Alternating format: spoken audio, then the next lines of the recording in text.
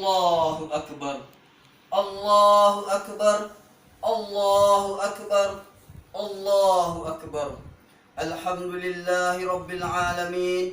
Wassalatu wassalamu ala ashrafil anbiya'i wal mursalin Nabi Muhammadin wa ala alihi wa sahbihi ajma'in. Amma ba'.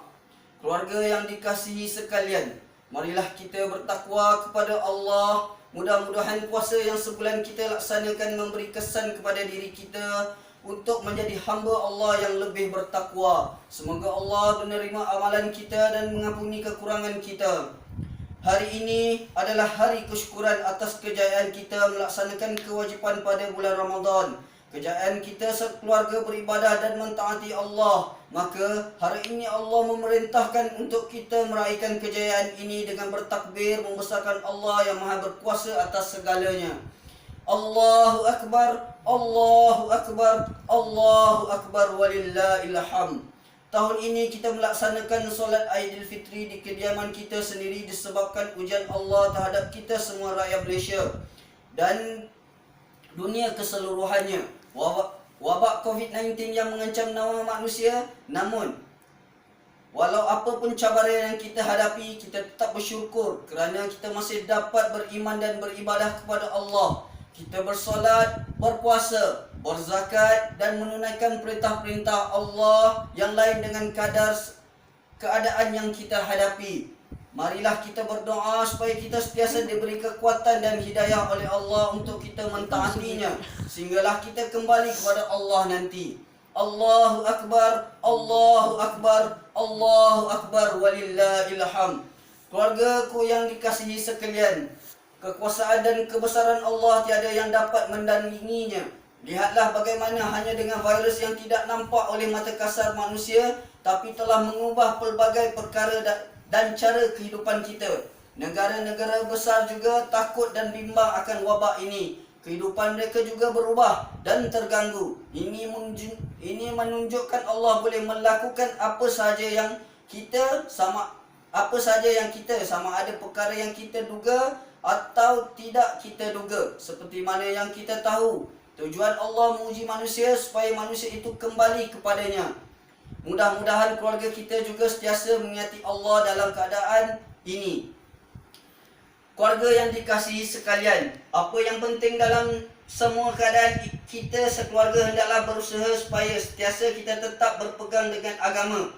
Agamalah yang akan membimbing keluarga kita di dunia dan menyelamatkan keluarga kita di akhirat.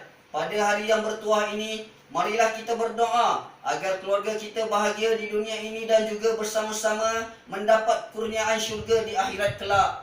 Allahu Akbar, Allahu Akbar, Allahu Akbar walillahil hamd. Dalam Al-Quran, Allah menceritakan bahawa para Nabi sentiasa berpesan kepada keluarga mereka agar sentiasa mendirikan solat. Ini kerana melalui solat kita mengingati dan membesarkan Allah. Kita berwudu, membersihkan diri dan tempat solat. Kita juga menumpukan jiwa kepada mengingati Allah semasa solat. Solat merupakan pembersih dan penawar untuk kehidupan kita dan penghubung antara kita dengan pencipta kita, Allah Subhanahu wa taala. Kita sentiasa membaca ayat dalam surah Al-Fatihah berulang kali dalam solat kita.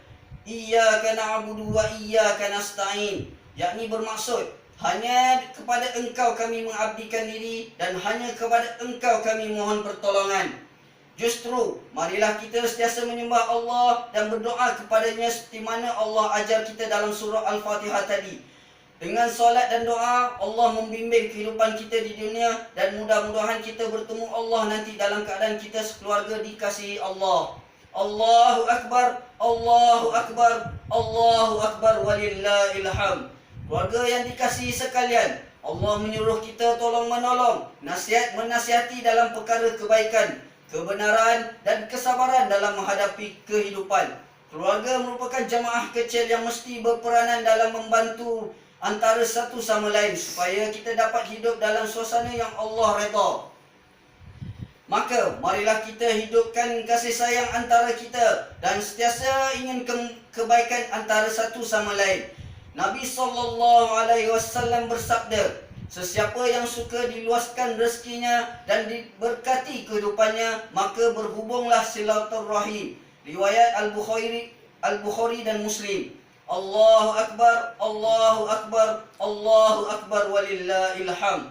Antara amalan lain yang mendatangkan kebaikan yang banyak, menambahkan rezeki, menyelamatkan kita dari bala, iaitu beristighfar dan bersedekah. Maka marilah kita sentiasa memohon ampun kepada Allah, dan jika ada lebihan rezeki kita bersedekah. Inilah yang Islam mahu didik kita melalui zakat fitrah yang kita tunaikan baru-baru ini. Dengan kita selalu meminta ampun kepada Allah dan bersedekah, mudah-mudahan keluarga kita akan mendapat pelbagai kurniaan Allah di dunia dan juga di akhirat. Allahu Akbar, Allahu Akbar, Allahu Akbar walillahil hamd. Keluarga yang dikasihi sekalian, masa berlalu begitu cepat. Hari ini sudah hari raya. Artinya sebulan telah kita berpuasa dan beribadah. Sekejap saja lagi kita rasa bulan puasa telah berlalu pergi. Masa tidak menunggu kita. Setiap hari masa yang berlalu pergi, usia kita juga bertambah. Bila tiba masanya, kita juga akan meninggalkan dunia ini. Ajal kita akan tiba dan tidak akan ditangguhkan. Apabila kita sudah berakhir di dunia ini, amalan kita yang akan dihitung oleh Allah. Apakah amalan baik dan amalan buruk yang kita bawa lebih banyak di dalam kehidupan ini? Antara kita dan Allah yang akan soal kita di akhirat nanti, iaitu antara yang Allah akan soal kita di akhirat nanti ialah tentang umur kita. Bagaimana kita telah menggunakannya. Maka janganlah kita menjadikan umur kita sia-sia berlalu pergi tanpa melakukan kebaikan. Di musim perintah kawalan pergerakan ini, kita gunakanlah masa yang ada untuk perkara yang bermanfaat. Dalam surah Al-As, Allah berfirman, Wal 'ashr innal insana lafi khusr illa allazina amanu wa 'amilus solihati wa tawassaw bil haqq wa tawassaw bil sabr. Yakni bermaksud, demi masa, sesungguhnya insan ini dalam kerugian, kecuali orang-orang yang beriman dan beramal soleh, serta mereka pula berpesan-pesan dengan kebenaran, serta berpesan-pesan dengan sabar. Allahu Akbar, Allahu Akbar, Allahu Akbar walillahil hamd.